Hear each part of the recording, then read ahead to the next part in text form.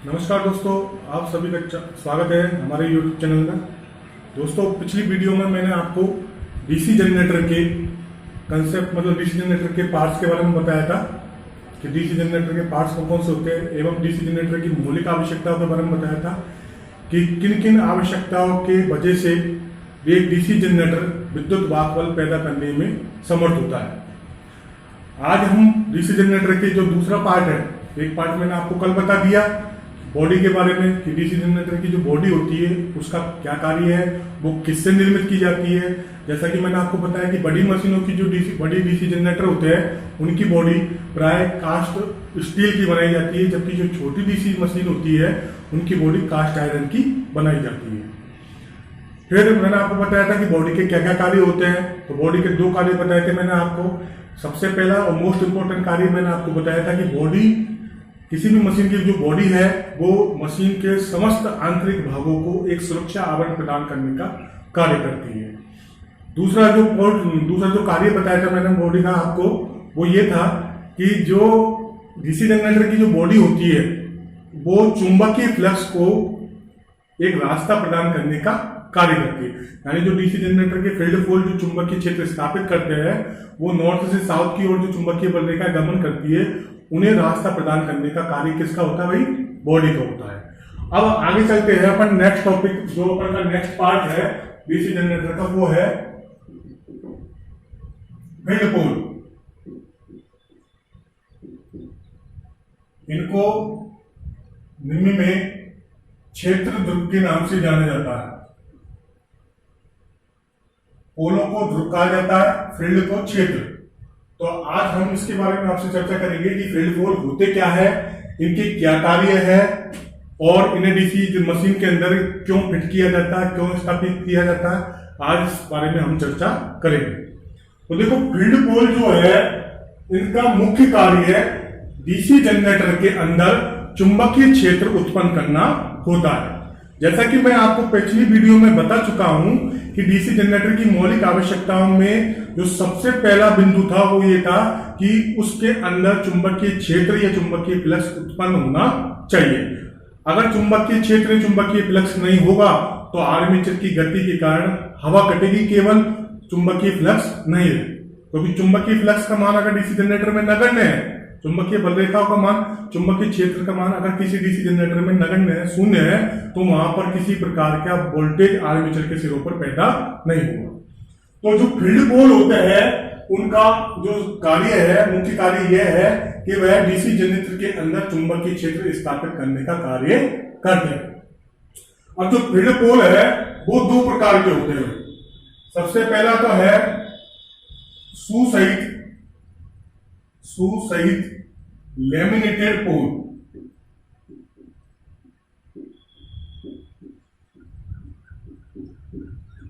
और दूसरा जो टाइप है फील्ड पोलों का।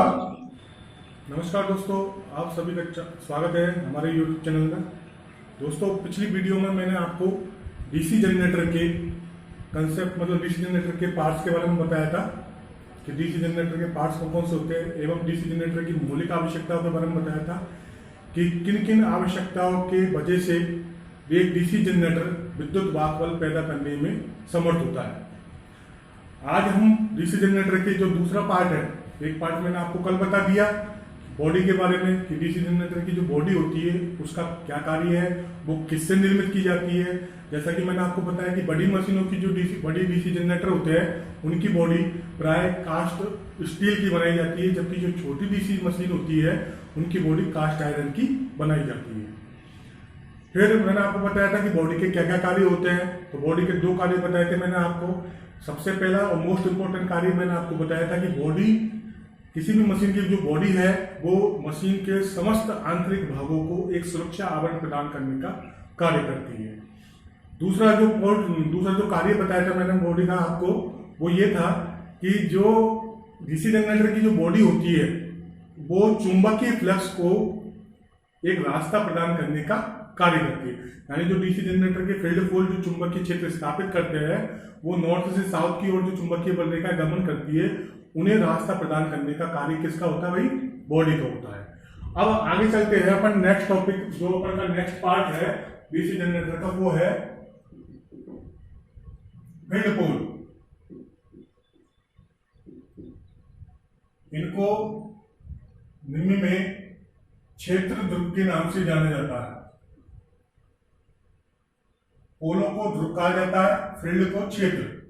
तो आज हम इसके बारे में आपसे चर्चा करेंगे कि फील्ड पोल होते क्या है, इनके क्या कार्य है और इन्हें डीसी मशीन के अंदर क्यों फिट किया जाता है, क्यों स्थापित किया जाता है, आज इस बारे में हम चर्चा करेंगे। तो देखो, फील्ड पोल जो है इनका मुख्य कार्य है डीसी जनरेटर के अंदर चुंबकीय क्षेत्र उत्पन्न करना होता है। जैसा कि मैं आपको पिछली वीडियो में बता चुका हूं कि डीसी जनरेटर की मौलिक आवश्यकताओं में जो सबसे पहला बिंदु था वो ये था कि उसके अंदर चुंबकीय क्षेत्र या चुंबकीय फ्लक्स उत्पन्न होना चाहिए।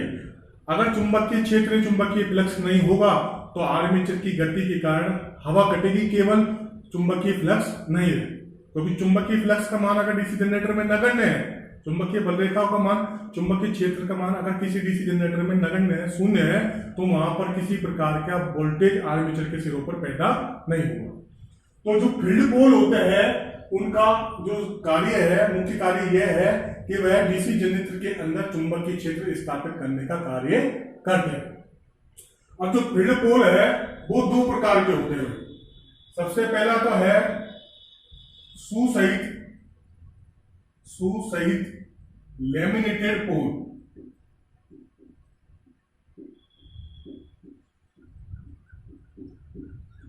और दूसरा सुसहित लैमिनेटेड पोल और मोल्डेड पोल। तो जैसा कि मैं आपको बोर्ड पर बता रहा हूं कि जो फील्ड पोल होते हैं वो दो प्रकार के होते हैं। इससे पहले मैं आपको ये बताना चाहता हूं कि जो फील्ड पोल होते हैं क्षेत्र ध्रुव जिन्हें कहा जाता है, वो छोटी मशीन जो होती है डीसी, छोटे जो डीसी जनरेटर होते हैं उनके अंदर तो फील्ड पोलों को स्थायी चुंबक से निर्मित किया जाता है। जैसा कि मैंने कल आपको एक नाम बताया था कि वाहनों के अंदर जो बस ट्रक होते हैं उनके अंदर बैटरी चार्जिंग का कार्य जो जिस यंत्र के द्वारा, जिस उपकरण के द्वारा किया जाता है वो होता है डायनामो। तो डायनामो के बारे में मैं आपको कल बता चुका हूं कि डायनामो एक छोटा डीसी शंट जनित्र होता है। जो होता है छोटा डीसी शंट जनित्र, उससे बोलते हैं डायनामो। जो कम वोल्टेज की यानी 110 वोल्टेज के लगभग की सप्लाई पैदा करने वाला जो छोटा डीसी जनित्र होता है उसे कहते हैं डायनामो। तो जो छोटे प्रकार के डीसी जनरेटर होते हैं जिन्हें हम डायनामो के नाम से जानते हैं, उनके अंदर जो फील्ड पोलों का उपयोग किया जाता है वो होते हैं स्थायी चुंबक से निर्मित। किससे निर्मित होते हैं भाई? स्थायी चुंबक से निर्मित होते हैं। स्थायी चुंबक मतलब परमानेंट मैग्नेट, यानी जो काली रंग की जो प्राकृतिक मैग्नेट और कृत्रिम आर्टिफिशियल मैग्नेट आती है उनका उपयोग फील्ड पोलों के रूप में डायनामो के अंदर किया जाता है। लेकिन जो बड़े आकार के, बड़ी क्षमता के, बड़ी कैपेसिटी के जो डीसी जनरेटर होते हैं उनके अंदर जो फील्ड पोल बनाए जाते हैं वो होते हैं इलेक्ट्रिक मैग्नेट वाले, यानी विद्युत चुंबक युक्त फील्ड पोल। यानी उनके अंदर बाइंडिंग देखने को मिलती है आपको। बाइंडिंग के जब सप्लाई देंगे बाइंडिंग के अंदर, तब जाके उसके अंदर विद्युत चुंबक पैदा होगा।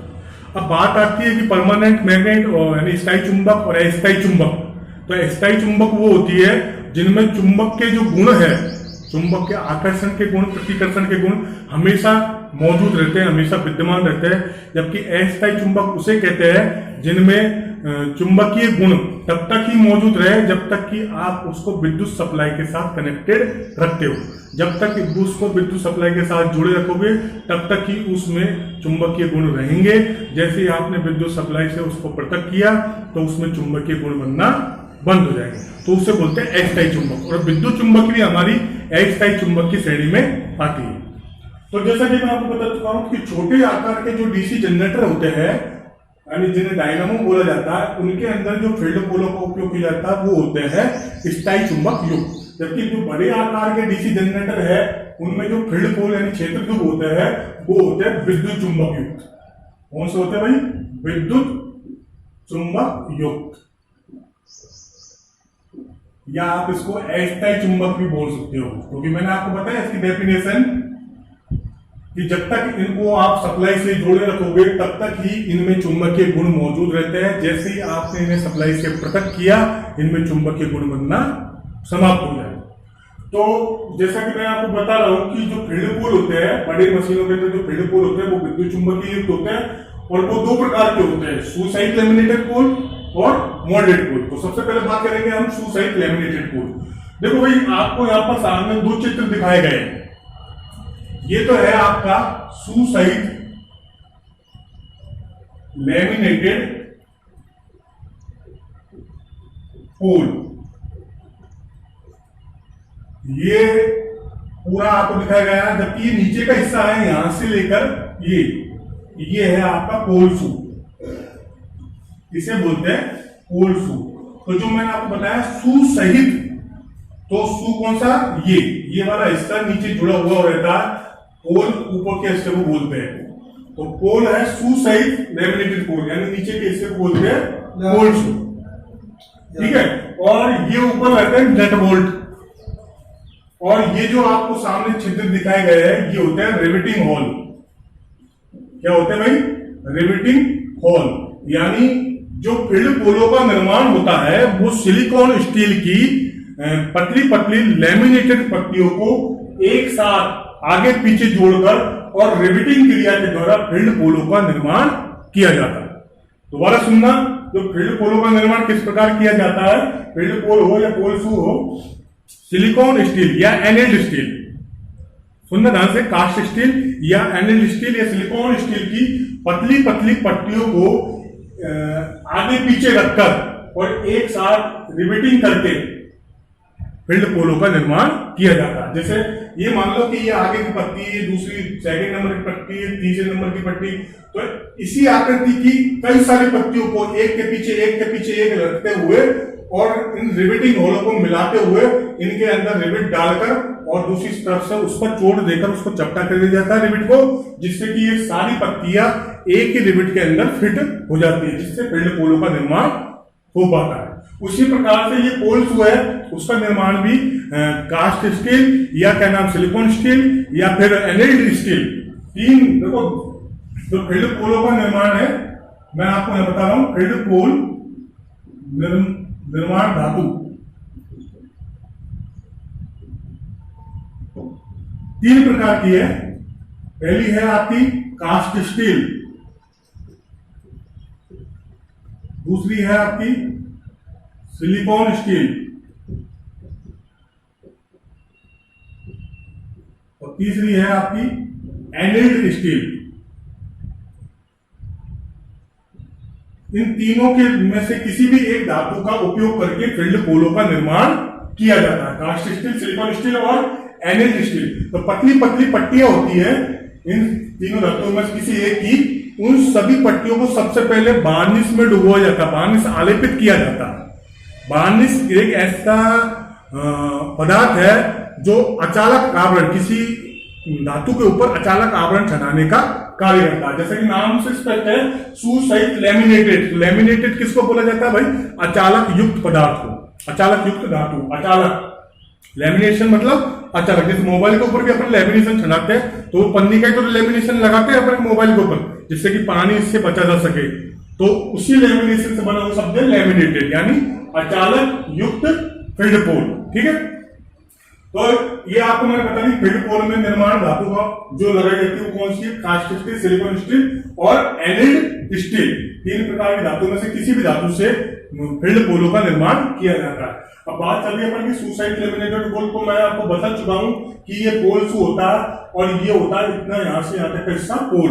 तो पोल के नीचे पोल शू को लगाया जाता है और नट बोल्ट, ये ऊपर आपको जो दो बोल्ट दिखाए गए हैं, इनके द्वारा इन्हें मशीन की बॉडी के अंदर की साइड में, मशीन की बॉडी के अंदर की साइड में नट बोल्टों के द्वारा बॉडी के साथ कस दिया जाता है। अब देखो भाई, जो सुसभी लैमिनेटेड पोल है इनका उपयोग किया जाता है बड़ी मशीनों के अंदर। बड़ी जो मशीनें होती है डीसी जनरेटर, उनमें प्राय यही विधि अपनाई जाती है। यानी जो आप यूं बोल सकते हो आप इसे कि जो बड़े डीसी जनरेटर होते हैं उनमें जो फील्ड पोलों का निर्माण है वो किस प्रकार से किया जाता है, कास्ट स्टील, सिलिकॉन स्टील व एनल्ड स्टील की पतली पतली लैमिनेटेड पत्तियों को एक साथ रिवेटिंग करके और फील्ड पोलों का निर्माण किया जाता है। तो और या दूसरे तरीके से आपसे अगर कोई यूं पूछे कि जो बड़े डीसी जनरेटर होते हैं उसमें फील्ड पोल किस टाइप के होते हैं, तो आपका जवाब होगा सुसहित लैमिनेटेड पोल। अब नेक्स्ट चलते हैं अपन मोल्डेड पोल। भाई मोल्डेड पोल कौन से होते हैं?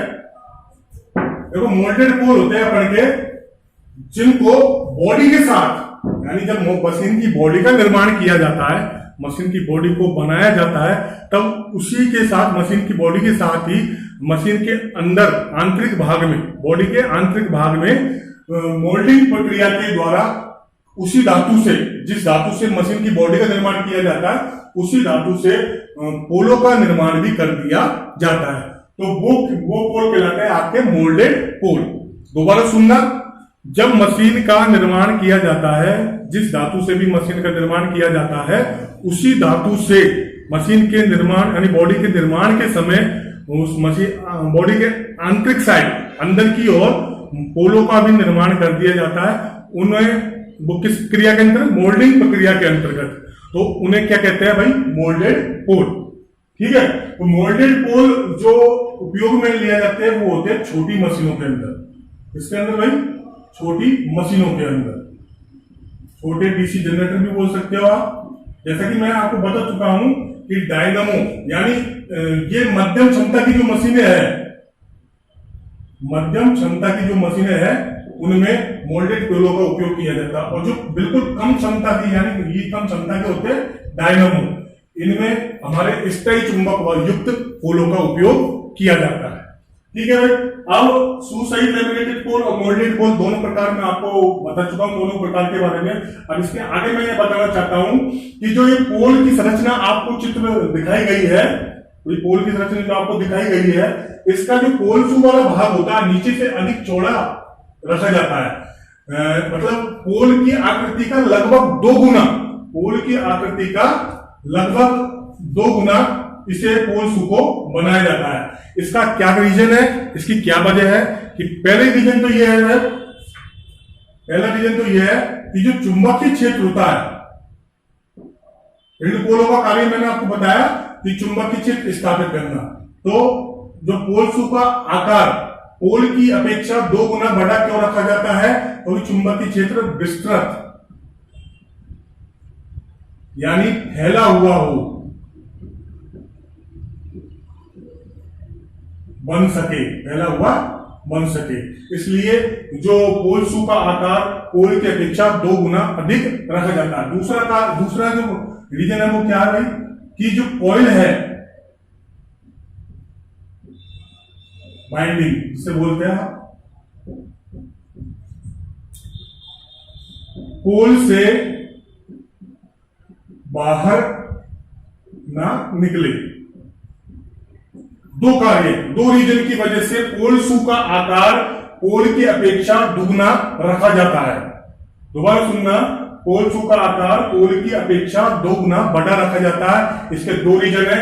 पहला रीजन तो है चुंबकीय क्षेत्र विस्तृत यानी फैला हुआ बन सके, अधिक फैला हुआ, क्योंकि देखो चुंबकीय क्षेत्र यहां से बनेगा तो इस प्रकार से चुंबकीय बल रेखा फैलती जाएगी इसकी नीचे की आकृति के कारण। तो चुंबकीय क्षेत्र विस्तृत यानी फैला हुआ बन सके।